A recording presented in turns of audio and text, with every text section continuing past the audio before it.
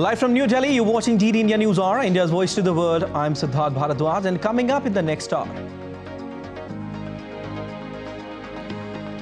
Prime Minister Narendra Modi and Home Minister Amit Shah lead India's charge against cyber threats. Cyber Safe India tops Ministry of Home Affairs agenda.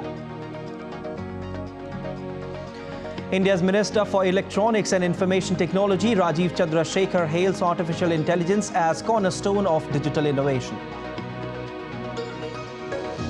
India's position is not to overly obsess and demonize AI and look at this only through the prism of safety and trust. We consider AI as the biggest, most significant invention in our times. Cyclone Michaung weakens after ravaging Tamil Nadu and Andhra Pradesh. PM Modi extends condolences to victims. India observes Mahaparinirvan Divas in remembrance of Dr. B.R. Ambedkar, architect of Indian Constitution.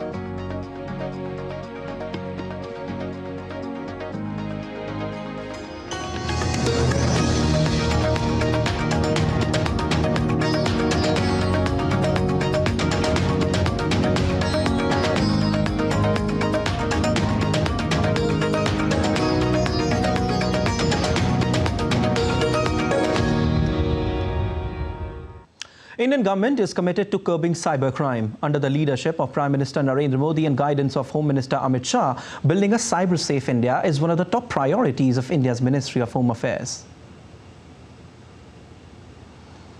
India's National Cybercrime Threat Analytics Unit identified over 100 websites involved in organized investment, task-based part-time job frauds. The IT Ministry of India, under the Information Technology Act 2000, has blocked the fraudulent websites.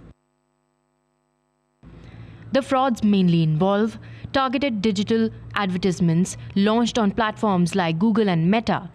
Targets are mostly retired employees, women, and unemployed youth looking for part-time jobs. Upon clicking the advertisement, an agent using WhatsApp, Telegram starts conversation with the potential target. They are convinced to perform some tasks like video likes and subscribe, maps rating. Upon completion of task, the target is given some commission initially and is asked to invest against a given task. When larger deposits are done, they freeze them and later the target is duped. India's Information and Technology Ministry has also laid precautionary measures for the common people. Exercise due diligence before investing in any such very high commission paying online schemes sponsored over internet. If an unknown person contacts you over WhatsApp, Telegram, refrain from performing financial transactions without verification. Verify the name of the receiver mentioned in the UPI app.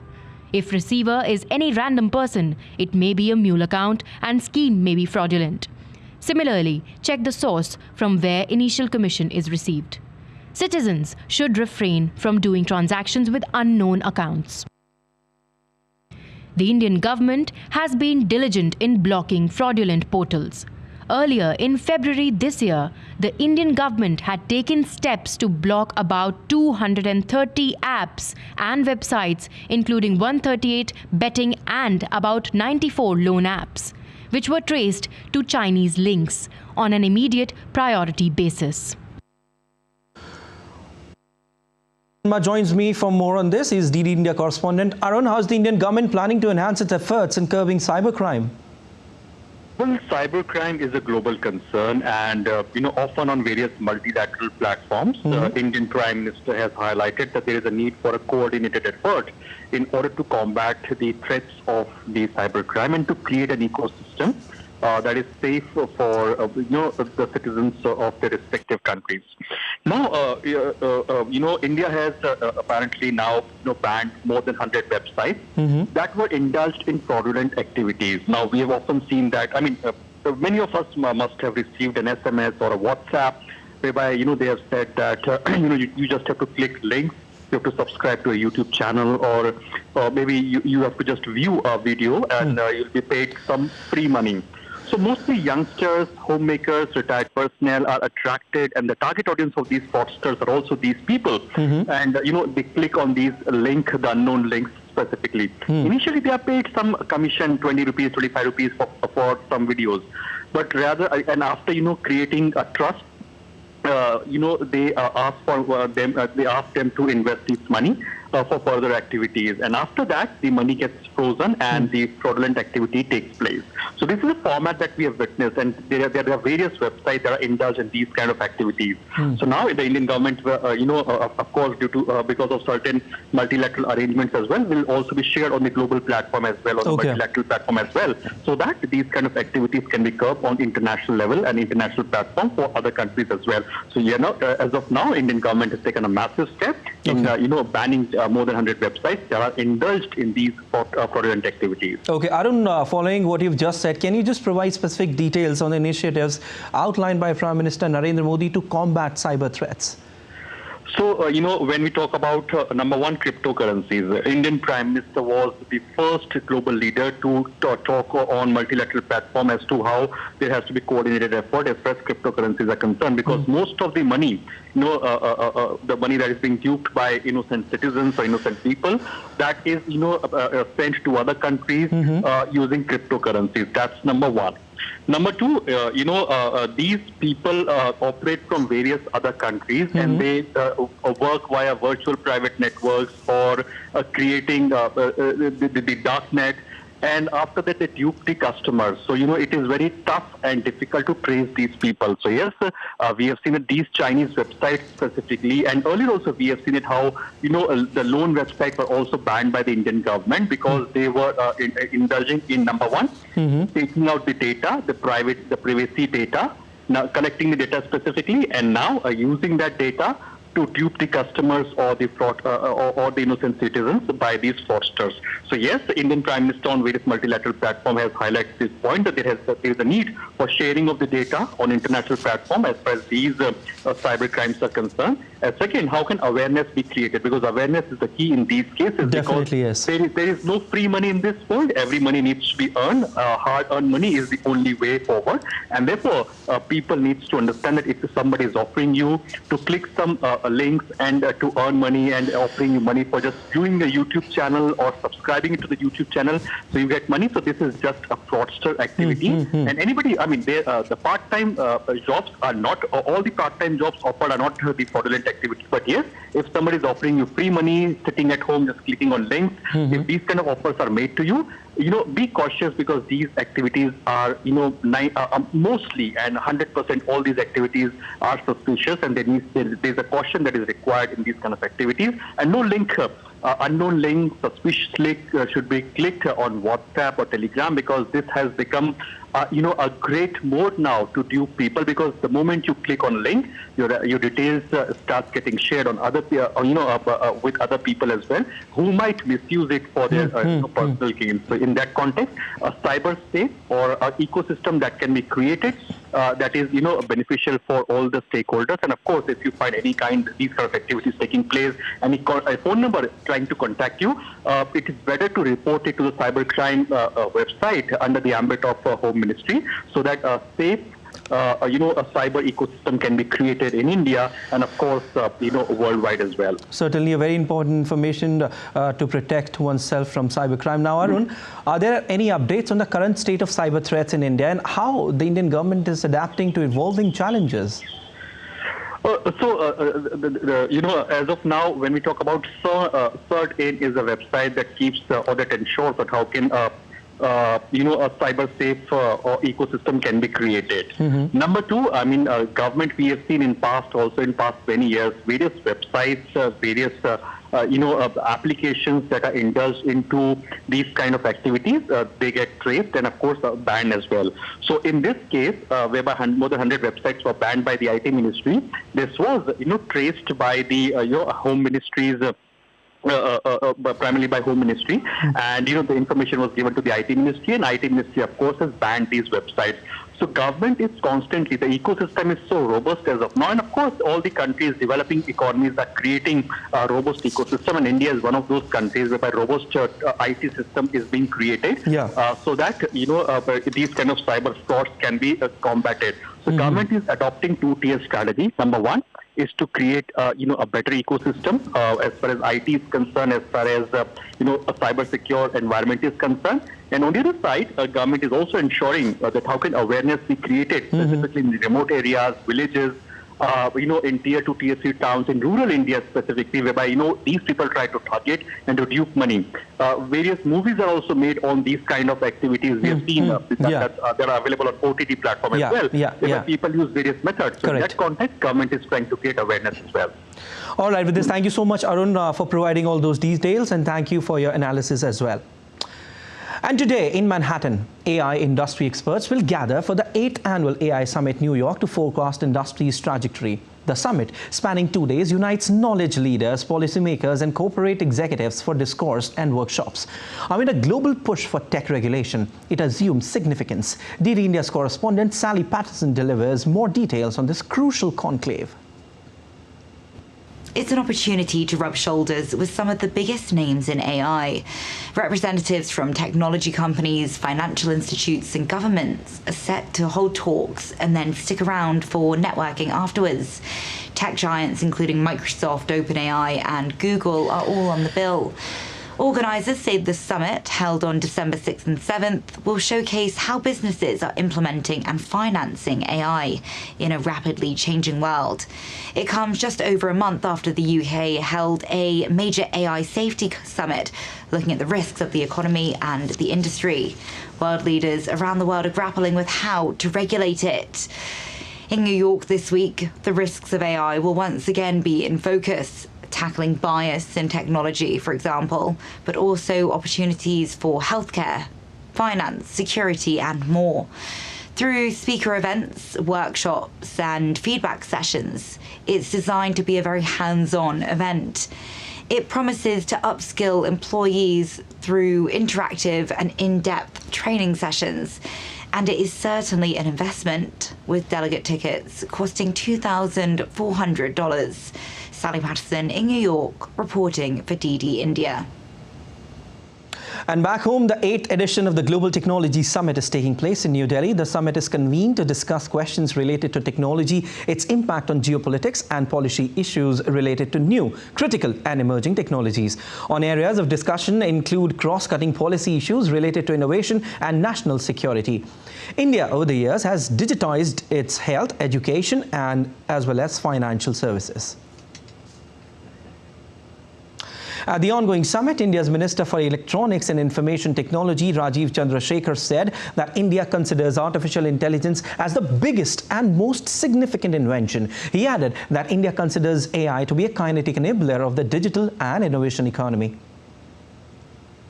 As we move forward and there are these new, more powerful technologies, emerging technologies that are going to come at us, I am concerned, as most of us should be concerned, that governments, when they react, they tend to overreact. And certainly the final session, I made it clear that India's position is not to overly obsess and demonize AI and look at this only through the prism of safety and trust. We consider AI as the biggest, most significant invention in our times. We consider AI to be a kinetic enabler of the digital economy and the innovation economy. And we certainly believe that there is a case to be made to harness AI, to make AI deliver its potential.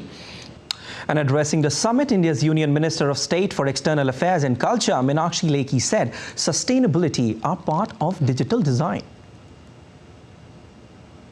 We want everyone to have open access. So access, sustainability are part of our digital design. And this part of our digital design is actually showcasing to the world as to how systems need to be made transparent and secure at the same time. It is transparent because it is leading to, you can see who's the beneficiary, who's not a beneficiary, but the security, the data of that particular beneficiary is equally protected. And still to come on DD India News Hour. Former UK Prime Minister Boris Johnson set to face intense scrutiny in COVID-19 inquiry. Israeli Prime Minister Benjamin Netanyahu meets Gaza hostages. Stay with us to know more. And you stay tuned to know more about the COP28, which is underway in Dubai.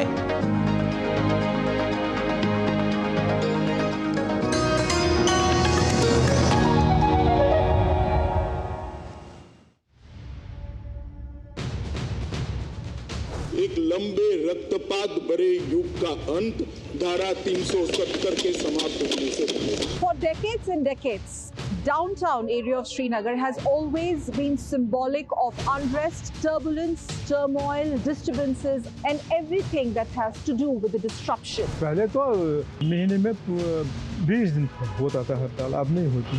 I'm right now standing in the middle of the Jama Masjid market, and this is how weekday here looks like. दिन को होगा 1-2 crore turnover है, बिल्कुल cash turnover. बंद क्या बंद?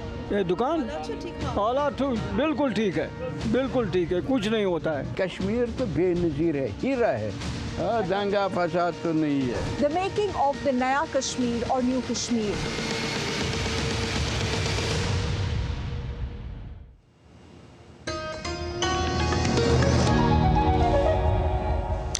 Well, you're watching DD India News Hour. I'm Siddharth Bharadwaj, and to give us more details on the Global Technology Summit, I've been joined by my correspondent Dibyendu Model. Dibyendu, now what are the key themes being discussed at the 8th edition of the Global Technology Summit in New Delhi, and what role is India playing in the discussions, considering its strides in digitizing health, education, and financial services as well? Well, Siddharth, you know, this summit has been ongoing for the last 3 days. This was opened by External Affairs Minister Jaishankar. But the key themes of this event has been about the digital public infrastructure, the role that India has played in digitization, and how India could perhaps lead the way in showing the world about how digitization and penetration of digital infrastructure to the last mile and to the last village of India could be made possible. Many global leaders have also come here and they are taking lessons from India's book of how India has been able to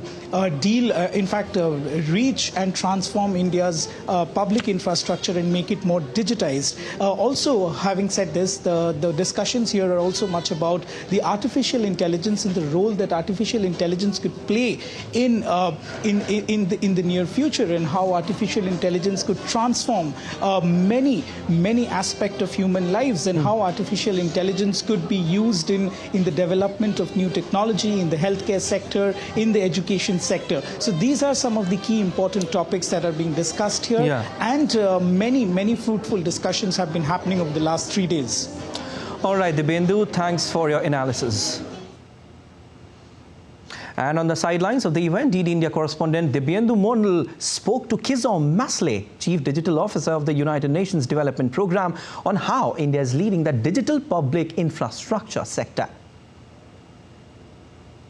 At the Global Technology Summit here in New Delhi, I'm joined by Kizom, who is the head of the Digital Office of the United Nations Development Programme.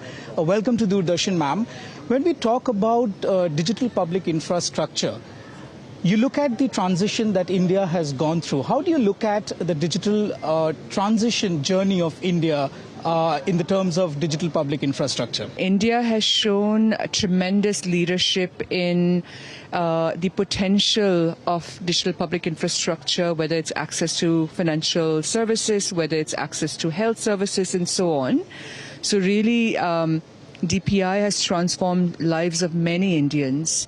And I have to recognize that while there may still be issues of exclusion at the moment in India, the DPI approach has enabled the Government of India and the various stakeholders in the public and private sector to respond with agility and adaptability through a DPI approach. And that is a fundamental approach that we think is important for the Sustainable Development Goals acceleration by 2030, which is why at the heels of the G20 India presidency's remarkable success on the DPI approach, that at the UN, under the leadership of the Secretary General, we launched a high-impact initiative to bring digital public infrastructure approaches to 100 countries. This space the GTS is creating for a discussion on safeguards, on responsible adoption of DPI, is an important one.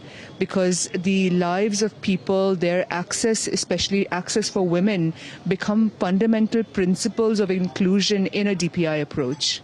India has perhaps shown the way to the world on how to adapt to digital public infrastructure. Going ahead from here, how do you think India could perhaps show the way to the world to lead such a massive scale of technology adoption in terms of digital public infrastructure? India is going to, from its G20 leadership into the multilateral and multi-stakeholder process, is going to play a significant role. I think the goal is to really create that center of gravity, a convening space for various DPI approaches to be discussed, for India and the rest of the world to focus on what are the needs and demands in the global south, where the DPI approach can show up to help achieve development outcomes. I'd also like to ask you the role that the United Nations could play perhaps in the traversing of technology, not only to the developed countries but also to the global south, as you mentioned. We have teams that are already working on supporting health system strengthening, cash transfer, social protection system strengthening,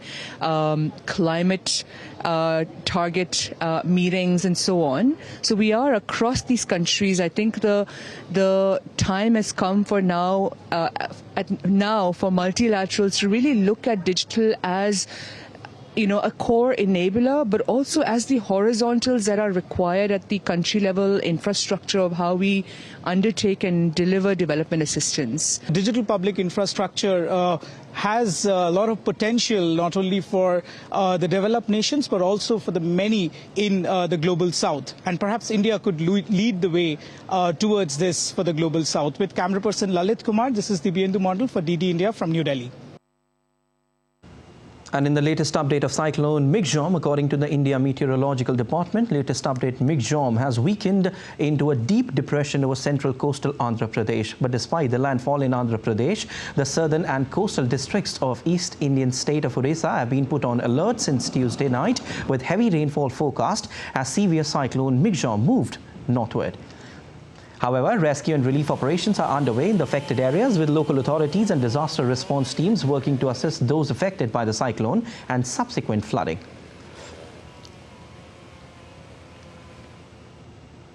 The Air Force Station in Tambaram is continuing to provide humanitarian assistance to cyclone-affected areas. 4 helicopters carried out airdrops covering 16 locations of North and South Chennai. So far, close to 950 kilograms of relief supplies have been distributed by IAF. And India's Prime Minister Narendra Modi posted on X and said, "My thoughts are with the families of those who have lost their loved ones due to Cyclone Michaung, especially in Tamil Nadu, Andhra Pradesh and Puducherry. My prayers are with those injured or affected in the wake of the cyclone. Authorities have been working tirelessly on the ground to assist those affected and will continue their work till the situation fully normalizes."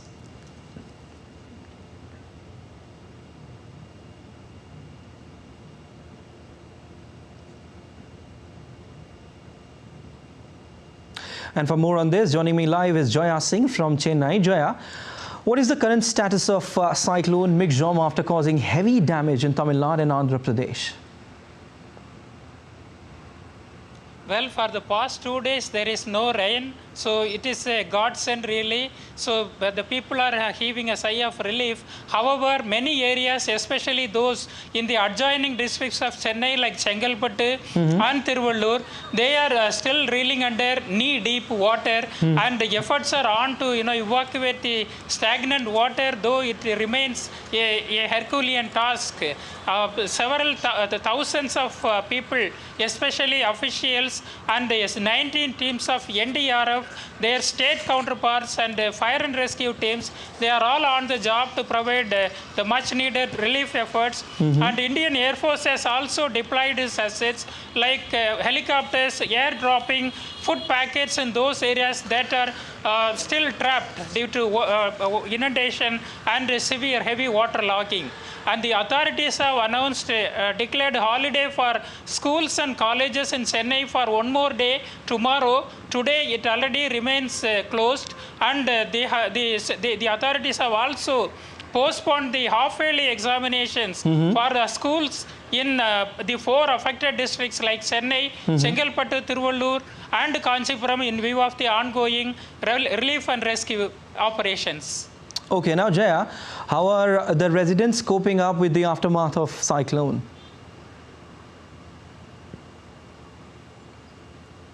Well, the residents, especially in those areas that are, still inundated, find the going very tough. However, in 93% of the areas, the power supply has been resumed, and there are 7% more habitations that still need to see the light of the day because the inundation issue is such a grave thing, and the electricity board officials are trying their best to restore power supply, but they say it all depends upon the level of water that is stagnant on those areas. They are not taking any chances because of the fear of any possible electrocution. And many of the deaths, out of the 9 deaths, many were caused due to electrocution on the first day of the cyclone before its landfall. So they are taking very cautious approach. All right, Jaya, thanks for joining in. Well, COP28 is underway in Dubai. The conference's third day was dedicated to indigenous peoples, where their crucial role in safeguarding the environment was acknowledged. Discussions and panels were focused on fostering an inclusive energy transition and enhancing mechanisms to make financing more accessible. COP26 in Glasgow also marked a significant turning point for these communities by announcing a $1.7 billion pledge to support indigenous peoples until 2025. COP28 Dubai established the indigenous peoples ceremonial circle space in the green zone to ensure that their voices were heard. Passa muito tempo agora sem chover, sem água, que antes não passava mais que. People in the global north are being already ravaged by droughts and floods. People are losing. And former UK Prime Minister Boris Johnson arrived at a public inquiry to answer over his government's handling of the COVID-19 pandemic. Johnson will face 2 days of questioning. Johnson is expected to admit to making mistakes during the pandemic and facing criticism from his former aides. DD India correspondent Ollie Barrett reports from London.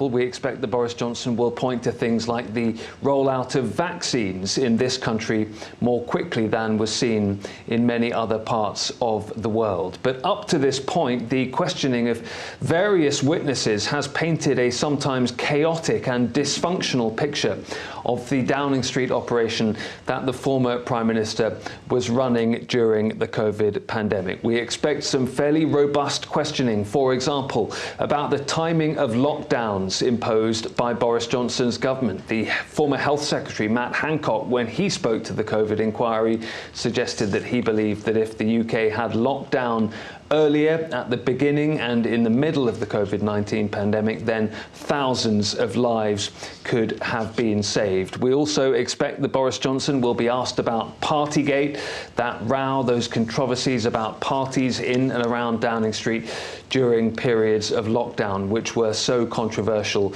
when all of the details came out and led to the eventual downfall of Boris Johnson as Prime Minister.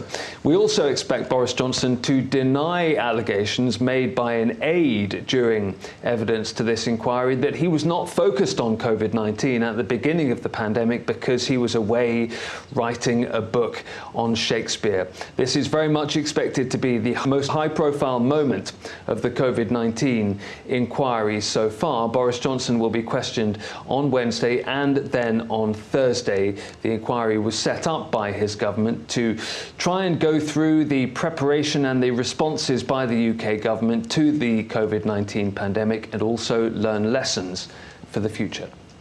Ollie Barrett in London reporting for DD India. And still to come on DD India News Hour. BJP holds multiple meetings regarding the formation of governments in Indian states of Rajasthan, Madhya Pradesh and Chhattisgarh. Embark on the journey of progress with Viksit Bharat Sankalp Yatra, sweeping across every corner of India. Volodymyr Zelensky cancels plan to appeal directly to US lawmakers for new aid. Stay with us to know more.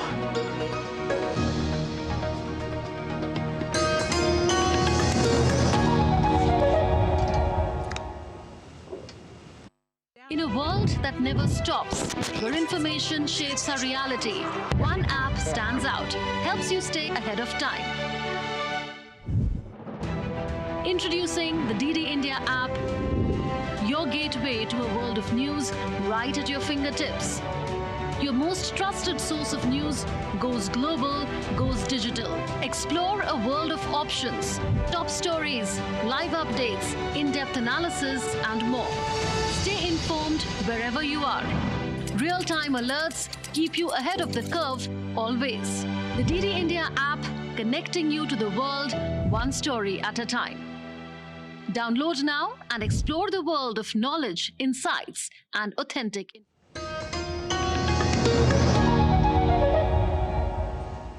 You're watching DD India News Hour. I am Siddharth Bharadwaj, and let's have a look at the headlines once again. Prime Minister Narendra Modi and Home Minister Amit Shah lead India's charge against cyber threats. Cyber Safe India tops Ministry of Home Affairs agenda. India's Minister for Electronics and Information Technology, Rajeev Chandrasekhar, hails artificial intelligence as cornerstone of digital innovation. India observes Mahaparinirvan Divas in remembrance of Dr. B.R. Ambedkar, architect of the Indian Constitution.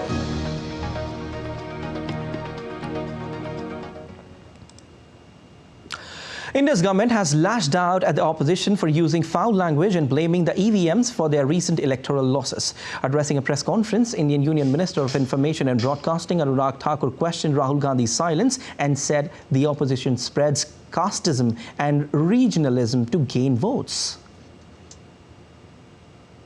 देश को बांटने वाली सोच आखिरकार कांग्रेस क्यों ला रही? कभी आप जातिवाद फैलाते हो तो कभी क्षेत्रवाद फैलाते हो। जब जातिवाद पर आपको वोट ना मिले तो आप नॉर्थ और साउथ करना शुरू कर दो। आपके सांसद ट्वीट करें द साउथ। आप उत्तर प्रदेश के लोगों पर बार बार प्रहार करें। आपके सहयोगी दल उत्तर भारतीयों पर टिप्पणी करें और आपके होंठ सिले रहें। ऐसी क्या मजबूरी है जो राहुल गांधी सोनिया गांधी जी की चुप्पी जरूरी है? India's ruling party, the BJP, has been holding multiple meetings regarding the formation of governments in the Indian states of Rajasthan, Madhya Pradesh and Chhattisgarh, where the BJP has won. A long meeting of the top leaders of the party was held on Tuesday, and discussions were held on who would be the chief minister in these three states. Sources in BJP say that soon the party will declare names of its candidates in these three states, and a meeting will be convened to decide the names of the chief ministers of these states.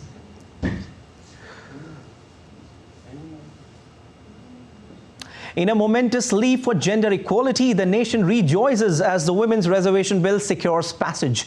This legislative triumph not only breaks barriers, but marks a pivotal chapter in the 27-year struggle for women's inclusion and empowerment in Indian politics. Dr. Ranjana Kumari, Director of the Center for Social Research, emphasizes the importance of granting women their rightful place in the upcoming 2024 general elections. We want to thank the political party, India's parliament, all political parties who have passed this bill with consensus and supported women's representation in the parliament. We are very grateful to the government and also to Prime Minister Narendra Modi, who really took upon himself to pass this bill. We want them to now walk one more step to start giving women a seat in 2024 itself. Please don't delay this, because already we women of India have waited for 75 years to get into parliament in equal numbers. India observes Mahaparinirvan Divas, marking the death anniversary of father of Indian Constitution, Dr. Bhimrao Ambedkar. Indian President Draupadi Murmu, Vice President Jagdeep Dhankar and Indian Prime Minister Narendra Modi paid respectful tribute to Dr. Ambedkar on Mahaparinirvan Day. Along with being the architect of Indian Constitution, Ambedkar was an immortal champion of social harmony who dedicated his life for the welfare of the exploited and the deprived. Many programs are being organized across the country to pay tribute to Baba Saheb.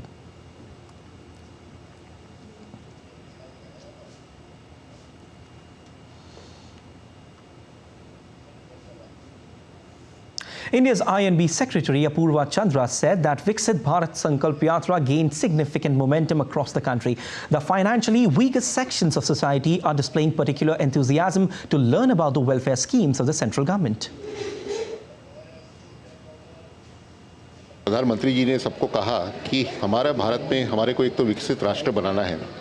आज हमारा राष्ट्र का GDP 5वें number पे है, पर हमें एक तो जो है ये दूसरे नंबर तक पहुंचेगा और 2047 तक हमारे को विकसित राष्ट्र बनाना है। और माननीय प्रधानमंत्री जी का ये कहना है कि हमने विविध योजनाएं चलाई हैं, इसमें किसी को पीछे नहीं छोड़ना है। 100% सैचुरेशन, क्योंकि कोई भी व्यक्ति पीछे ना छूटे और हर एक को इन योजनाओं का लाभ मिले। The Department of Agriculture conducted demonstrations for farmers on drone usage as part of the ongoing Viksit Bharat Sankalp Yatra in India's northeastern state of Assam. Representatives from the Agricultural Department and Brahmaputra Valley Fertilizer Corporation Limited gave a demonstration of how farmers can utilize drones to spray fertilizers along with screening of short films to raise awareness about government schemes.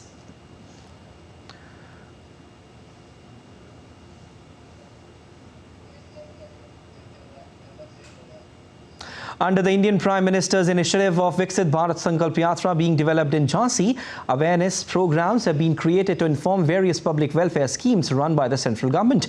Along with this, many schemes including Ayushman Card, Ujjwala Yojana are being given in the camp. The beneficiaries thanked Prime Minister Narendra Modi and Chief Minister Yogi Adityanath.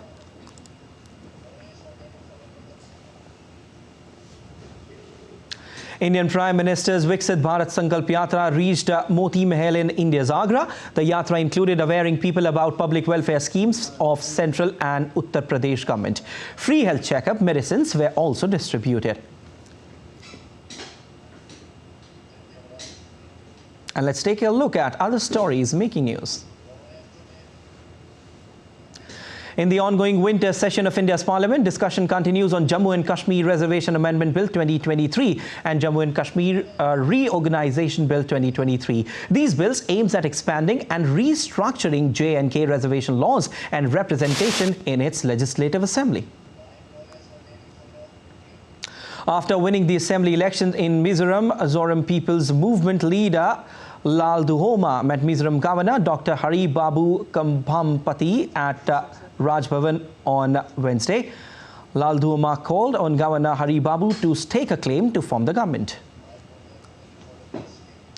India's Bharatiya Janata Party National President J.P. Nadda met the President of the Republic of Kenya, Dr. William Samoei Ruto, in Delhi on Wednesday. During the meeting, he informed the President about the BJP's vision and organizational structure, highlighting their efforts in social inclusion to uplift economically disadvantaged women and marginalized groups in society. Indian Railway Protection Force is unwavering in its commitment to safeguarding railway property, passenger areas and the well-being of travellers. In November 2023, RPF reunited over 520 children under Operation Nanne Farishte. 35 people were rescued from traffickers and handed over to concerned authorities before being restored to their families. Going back to top story of the year, under the leadership of Prime Minister Narendra Modi and guidance of Home Minister Amit Shah, building a cyber-safe India is one of the top priorities of Indian Ministry of Home Affairs. Ashok Kumar, cybersecurity expert and former DGP, joins me on the broadcast for more. Sir, first of all, thank you so much for your time. Now, how would you assess the current state of cybersecurity in India and what are the key challenges the country faces? See, the cyber crimes volume is very, very high. Okay. Firstly, and therefore the challenge is little big. Okay. Nowadays, what is happening is the Home Ministry has created I4C. All right. And also it is talking about cyber safe India. Therefore, what is happening is the foreign many fraudsters who are basically mostly China based are defrauding people of lot of money and through various schemes. There was this power bank app scam, then there was this loan scam, Chinese loan scam, and nowadays more and more schemes are coming up. They are promising a lot of money to retired people through various means, and then they are defrauding them of heavy money, amount of money, and then the whole money is going out of the country through cryptocurrency and all other means. Okay. That is what's happening. Yeah. Okay. And sir, in your opinion, what specific measures can be implemented to strengthen India's resilience against cyber threats? This is a very important question, which everyone, I'm sure, wants to know. See, the steps are, MHA is already taking many steps, right? And already the RBI has also taken many steps, you know, strengthened the guidelines for the banking sector. Also, government is, you know, tightening guidelines for telecom sector. So all this is happening from government side. We also need to create awareness, which government is creating through Cyber Safe India, and through they have created a National Cyber Crime Reporting Portal (NCRP) with the helpline of 1930. So the people need to be very aware so that they don't come into the these fraud games. They don't come into the trap of these people, cyber criminals, cyber fraudsters. And because it is the, you know, it is greed, sometimes curiosity, that takes us to these crimes. Because after retiring, or they're promising so many things. Like they were promising doubling of money within 15 days in the power bank app scam. They are promising very cheap loans, easy loans. But slowly what happens is you get trapped. And all right, sir, can you hear me?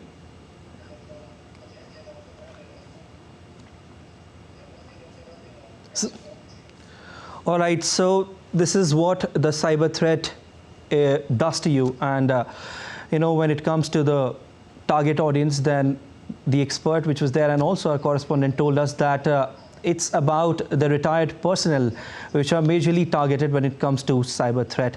Well, we're now trying to reconnect. And meanwhile, the third edition of Global Bio India 2023 attracted large global corporates to set up R&D and manufacturing base in India. The three-day event in New Delhi with the theme Bioinnovation to Biomanufacturing saw biotechnology stakeholders, including large industries, bioclusters, research institutes, investors, and the startup ecosystem to find newer ways to help save and treat lives better. Over 30 countries and over 500 exhibitors also brainstormed ways to transform human lives using biosciences to bioeconomy. And still to come on DD India News Hour. Indian women's cricket team geared up to face England women in the first T20I. Manchester United are all set to face Chelsea at home ground. Lionel Messi becomes first men's soccer player to be named Time Athlete of the Year.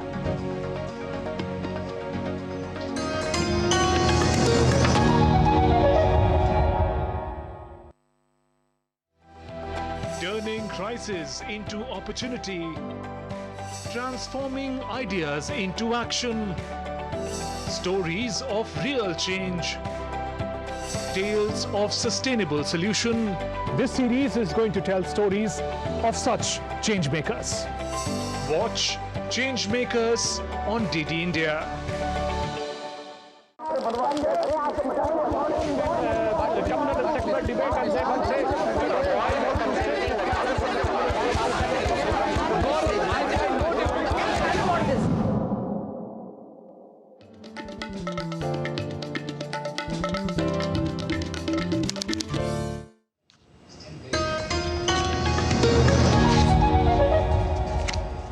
You're watching DD India News Hour. I'm Siddharth Bharadwaj.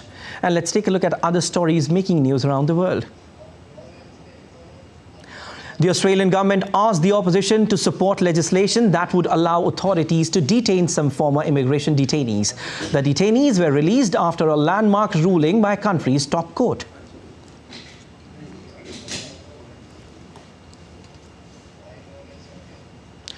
Ending the longest strikes against Hollywood studios, members of the SAG-AFTRA Actors Union approved a 3-year contract with major studios. The agreement provides for pay rises, streaming bonuses, and guardrails around the use of artificial intelligence in filmmaking. A far-right party leader in North Macedonia suspected in a double murder including a 14-year-old girl was arrested in Turkey. The bodies of a girl and of a 70-year-old man who went missing a few days before her were found. According to the police, 4 people were involved in both crimes, including the girl's father. The age was 74-year-old.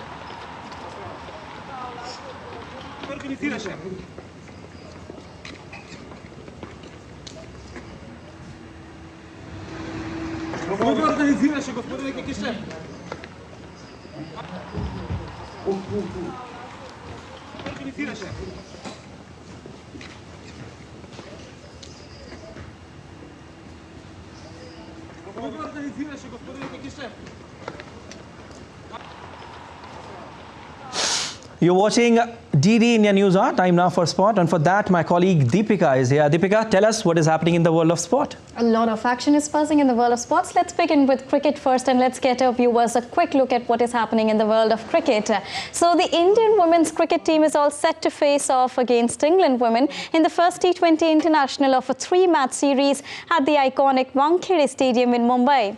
Well, India, led by captain Harmanpreet Kaur and her deputy Smriti Mandhana, will look forward to make a strong statement early in the series.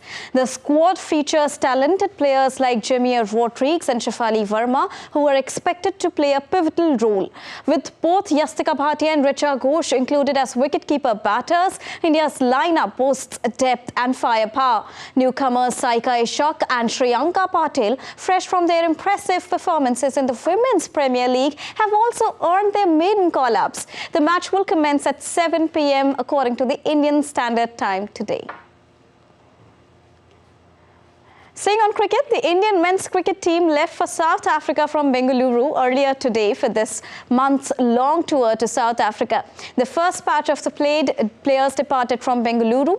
Virat Kohli, Rohit Sharma, Mohammad Shami, Jasprit Bumrah and Ravichandran Ashwin, who are associated with Test team, will join the rest of the members after completion of one-day internationals. The team will tour South Africa from the 10th of December till the 7th of January to play 3 T20 internationals, 3 one-day internationals and 2 tests. Well, India are eyeing their maiden test series victory in the Rainbow Nation. They lost 1-2 on their previous tour under Virat Kohli's captaincy. On the other hand, West Indies will face England in the second game of the 3-match ODI series at Sir Vivian Richards Stadium in Antigua later tonight.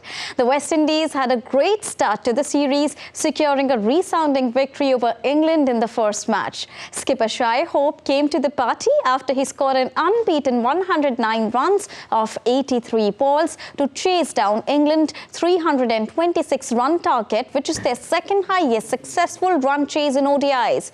Now, Shai Hope also became the joint third fastest to score 5,000 ODI runs along with Sir Vivian Richards and Virat Kohli. Having missed out on the World Cup earlier, the Windies now aim to revive their ODI cricket standing in forthcoming matches and tournaments. Moving on to soccer now, in a mouth-watering midweek Premier League clash, Manchester United are all set to face Chelsea at home ground. While Chelsea won their last match against Brighton and Hove Albion, Manchester United suffered a loss at Newcastle United. With other issues surrounding both the teams, a victory will do wonders for either of the side. Interestingly, the Blues have not won a league game since the 2012-2013 season at Old Trafford. Their last victory over Manchester United in the league game was at Stamford Bridge in 2016-2017. On the other hand, Conor Gallagher is banned for Wednesday's clash after being shown a second yellow card in their match against Brighton and Hove Albion for a foul on Billy Gilmour.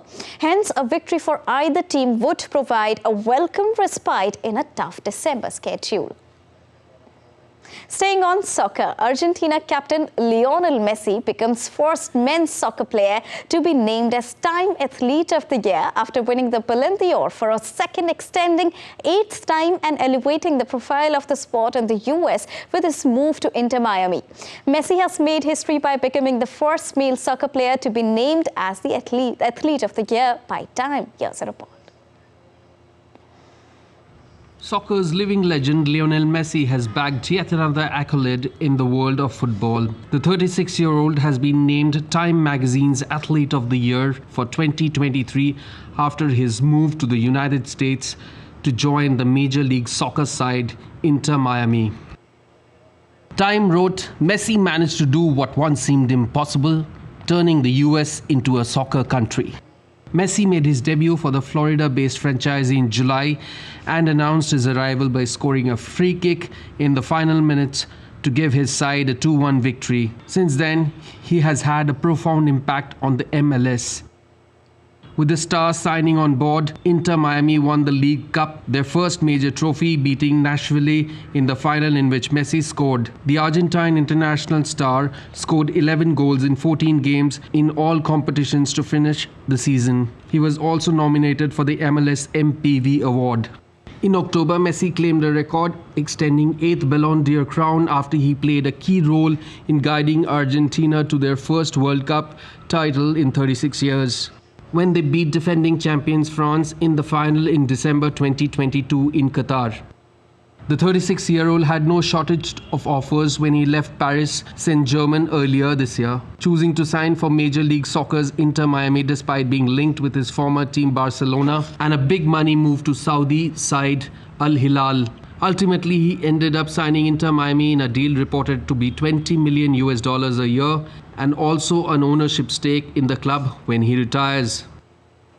Messi told Time, "The truth is that fortunately, I had several options on the table that were interesting and I had to analyze them and think, even weigh them up with my family before making the final decision to come to Miami." Simone Biles, LeBron James and the United States women's soccer team have won the award in recent years, with Aaron Judge of the New York Yankees winning it in 2022.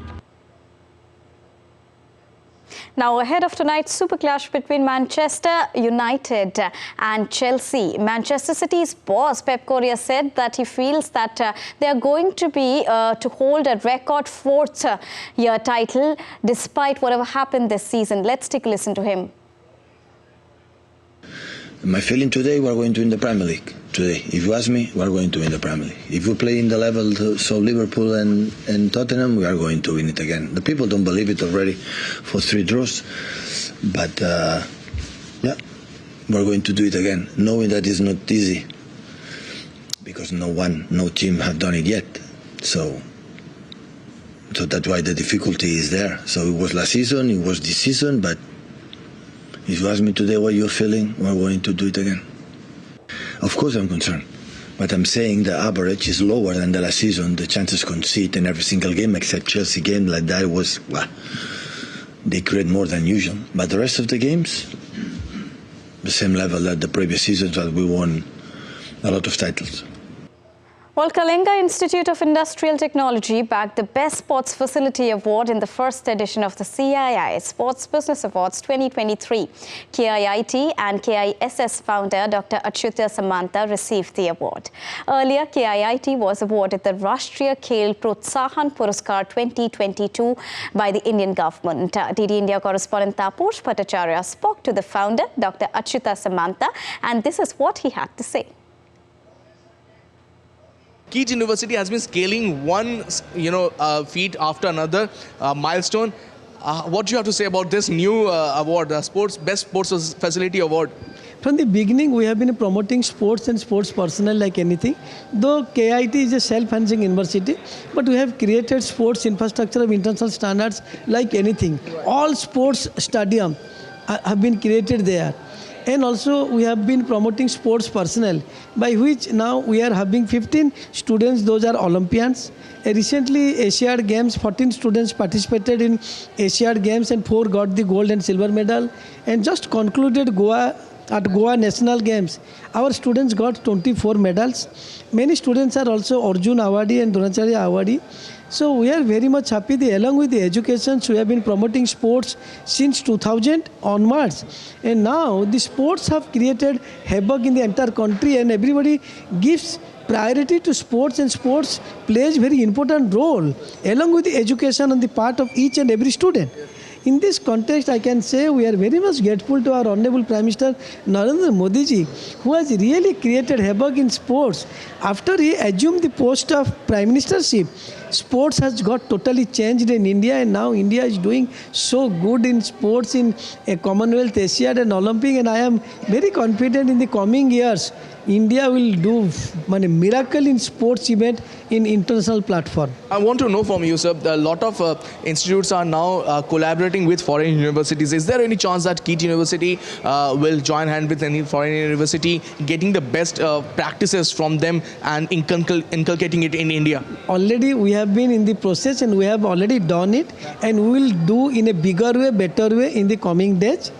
And in this regard also I can cite, not only we have got this time CII award for best sports facilities in the country, we have got Rashtriya Khel Prochana Samman, Government of India, and FICCI Award, Sports Star Award, and Biju Patnaik Sports Award from the state government. So that was the founder of the KIIT University stating that with India all set to rise as a sports superpower, KIIT University will play a major role in that. This is Taposh Bhattacharya for DD India from Delhi. So that was a quick wrap from the world of sports. Back to Siddharth. Well, thank you for all those updates, Deepika. Envision a future in which you could alter the color of your garments to any desired shade just by making a hand gesture. According to a study team in Hong Kong, artificially intelligent textiles, a fabric that changes color and uses AI based on this idea. The textile is implanted with a tiny camera. The glowing fabric, which combines yarn with polymeric optical fibers, was used to adorn models as they strutted down the runway during Milan Fashion Week this year. The fabric's latest feature even enables wearers to extract colors from their phone photos, projecting them onto the fabric.